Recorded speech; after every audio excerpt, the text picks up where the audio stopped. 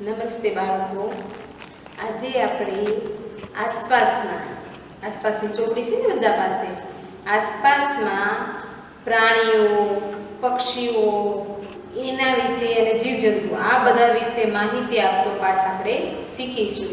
પાઠનું નામ છે પૂનમે શું જોયું.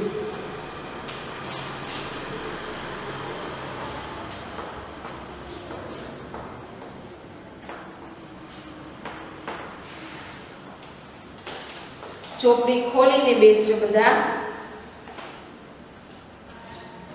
ખોલીને બધાએ ચોપડી. ચલો ચોપડીમાં ધ્યાન બધાનું. પૂનમ ઘરે હતી, તે બીમાર હતી. પૂનમ કેવી હતી? બીમાર હતી.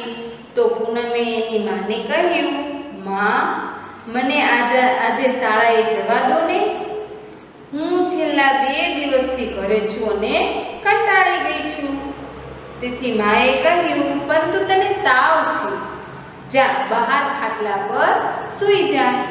તાવ આવે એટલે મમ્મી આરામ કરવાનું કહે ને, એટલે એની મમ્મી પૂનમને એમ કહે છે કે બહાર ખાટલો પડેલો છે, ત્યાં જઈને તું સૂઈ જા. પૂનમ બહાર ગઈ, ખાટલા પર સૂઈ ગઈ. અચાનક તેના ચહેરા પર કશું પડ્યું. એના મોઢા ઉપર કંઈક પડે છે. તે તરત જ ગાલે અડવા માંડે છે. અરે આ શું? કોણ ચરકી ગયું? એના મોઢા પર એક પક્ષી છે, ચરકી જાય છે. હવે ઝાડ હોય એની નીચે ખાટલો હોય, એ ખાટલા ઉપર સૂતી હોય, એટલે ઝાડ ઉપર જે પક્ષી બેઠા હોય એટલે ચરકે એટલે સીધા એના ગાલ ઉપર આવી ગયું. આ કોનું કામ હશે? કબૂતરનું કે કાગડાનું? પૂનમને તો આ કાગડાનું જ લાગતું હતું. એને નક્કી કરી લીધું કે આ કામ કાગડાનું જ હોવું જોઈએ. પાછળ ફેરવો બધા. હવે પૂનમ ઝાડ ઉપર જોઈએ છે. તેણે વૃક્ષ ઉપર ઘણા બધા પ્રાણીઓ જોયા. કયા કયા પ્રાણીઓ જોયા? તો તેના નામ આપણે વિચારીને લખવાના છે. ઝાડ ઉપર જે રહેતા હોય ને એના નામ તમને અહીંયા ખાના આપેલા છે. જો આપેલા છે ખાના. એ ખાનામાં હું જે બોર્ડ ઉપર લખું છું એ બધા નામ તમારે તમારી ચોપડીમાં મારી સાથે લખવાનું છે. 8 નામ આપણે લખવાના છે. તો કયા કયા પ્રાણીઓ જોયા છે વિચારો. ચલો જોઈએ. તો પેલું આવશે કબૂતર. શું આવશે? કબૂતર.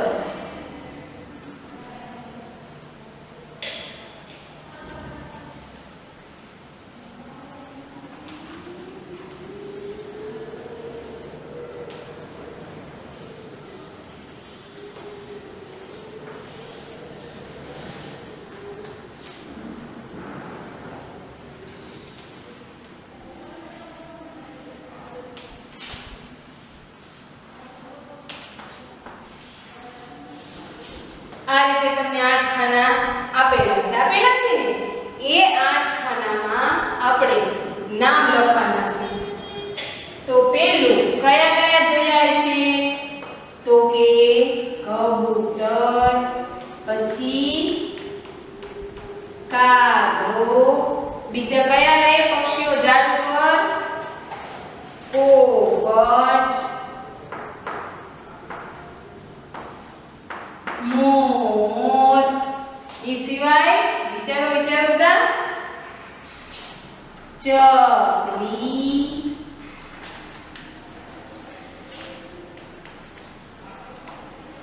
કાગળ, હોલો, મેના વગેરે વગેરે. એ સિવાયના પણ પક્ષીઓના નામ તમે લખી શકો.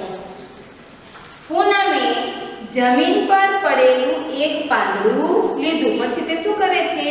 જમીન ઉપર જે એક પાંદડું હતું તે લે છે અને પાંદડું પોતાના ગાલ પર ઘસે છે. શા માટે? તો કે જે પક્ષી ચરકી ગયું હતું એની ચરક છે તે પાંદડાથી સાફ કરે છે. પણ છતાં પણ એને હજી એના ગાલ ચીકણા લાગતા હતા, ચીકાસવાળા લાગતા હતા. એટલે પૂનમે વિચાર્યું કે અહીંયા બાજુમાં તળાવ છે તો તળાવ પર જઈને મારે મારા ગાલ છે ધોવા જોઈએ. એટલે પૂનમ ક્યાં જાય છે? હવે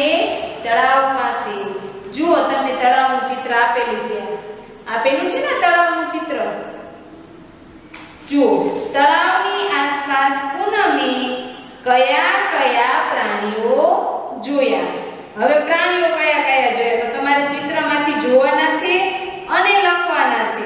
જો નીચે તમને ખાના આપેલા છે ને, આ ખાના તમને આપેલા છે નીચે, આ ખાના, એ ખાનામાં તમારે તે પ્રાણીઓના નામ હું તમને બોર્ડ ઉપર લખાવું તે તમારે લખવાના